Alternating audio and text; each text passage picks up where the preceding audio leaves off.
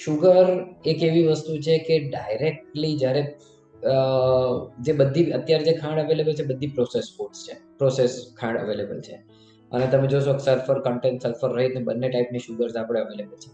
Sugar ખાવાથી direct બ્લડમાં ગ્લુકોઝના સ્પાઇક્સ થાય. If I eat sugar right now there will be a glucose spikes in my blood. આ વધારાનું શુગર ક્યાંક તો બોડીમાં જમા થવાનું, કારણ કે તમે વાપરો છો એ એનર્જી બહુ જ ઓછી વપરાય છે, એટલે વધારાનું શુગર ક્યાંક તો બોડીમાં જમા થાય.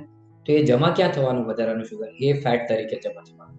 હવે એ ફેટ આપણા ઓર્ગનના ફેટ હોય જેને વિસરલ ફેટ કહેવાય, ઓર આપણી ચામડીની નીચે જમા થાય જેને સબક્યુટેનિયસ ફેટ કહેવાય. એટલે આ બે ફેટ કે જે સબક્યુટેનિયસ ફેટ અને વિસરલ ફેટ, અને આ વિસરલ ફેટ એટલે ફેટી લિવર.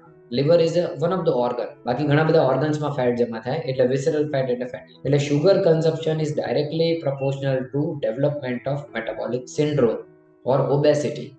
હવે ઓબેસિટી કહો એટલે એમાં કયા કયા કમ્પોનન્ટ આવે, મીન્સ કે મેટાબોલિક સિન્ડ્રોમ કહો ત્યારે, કારણ કે ફેટી લિવર વ્યક્તિને જાણવું હોય તો એને મેટાબોલિક સિન્ડ્રોમ શું છે એ ખબર હોવી જોઈએ.